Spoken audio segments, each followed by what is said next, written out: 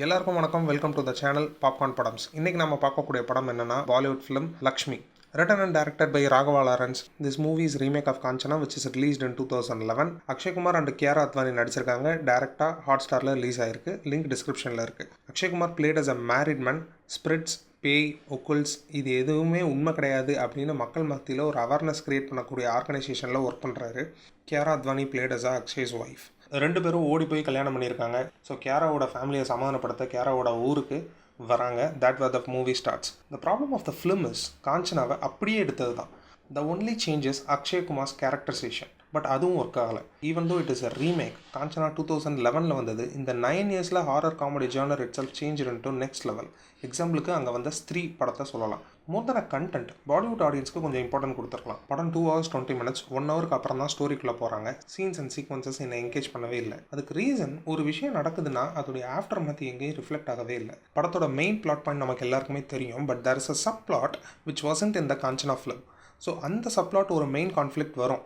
அந்த கான்ஃப்ளிக்ட் என்ன ஆச்சுன்னு கடைசி வரைக்கும் அவங்க சொல்லவே இல்லை. ராகவா லாரன்ஸ் 2007 முனிங்கிற படத்தை எடுக்கிறப்போ அந்த படத்தில் அவர் நடித்த character he was fear of ghost and fear of darkness. அந்த கேரக்டர் நமக்கு பிடிச்சி போனதுனால தான் அவர் பண்ண சில்லி விஷயங்கள், அவர் பண்ண அமெச்சூரான விஷயங்கள் எல்லாமே நமக்கு சிரிப்பு வந்துச்சு. அதை வச்சு மட்டுமே அவர் மொத்தம் 4 படம் எடுத்துட்டாரு. 4மே blockbuster. Just only thing the character was fearful. So இங்கே என்ன ப்ராப்ளம்னா, Akshay was mature enough and he was doing silly things and amateur things which makes us to not believe that he was an innocent guy. So there is no character arc for any characters, and technical wise also hasn't so soundable at all. And finally எனக்கு சில questions இருக்குது. அதை மட்டும் கேட்டுட்டு இந்த வீடியோவை நான் முடிச்சுக்கிறேன். ஹாரர் ஃபிலிம்ஸ்க்கு லாஜிக் பார்க்கக்கூடாதுன்னு சொல்லுவாங்க இல்லையா? பட் எனி ஜானர்ஸ் கேரக்டர்ஸ்க்கு லாஜிக்ஸ் அண்ட் எமோஷனல் பேசிங் இருக்கணும். அப்போ தான் நம்ம கூட கனெக்ட் பண்ணிக்க முடியும். அக்ஷய்குமாரோட அண்ணா கார் ஆக்சிடெண்ட்டில் இறந்துடுறாரு. ஸோ அவர் பையனை அக்ஷய் தான் வளர்க்குறாங்க. படம் ஆரம்பித்து 3/4 மணி நேரத்துக்கு மேலே அந்த பையனை காணும். எங்கே போனால்? கியாரா அத்வானி ஏன் வீட்டுக்குள்ளேயே ஹீல்ஸ் போட்டு சுற்றிட்டு இருக்காங்க?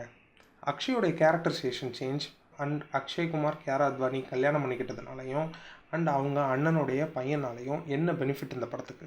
ஏன் அக்ஷய்குமாருக்கு ப்ராப்பராக ஒரு ஹீரோ இன்ட்ரோ சீன் கூட இல்லை? இந்த கேள்விக்கெல்லாம் உங்களுக்கு பதில் தெரிஞ்சுன்னா எனக்கு கீழே கமெண்ட் பண்ணுங்கள்.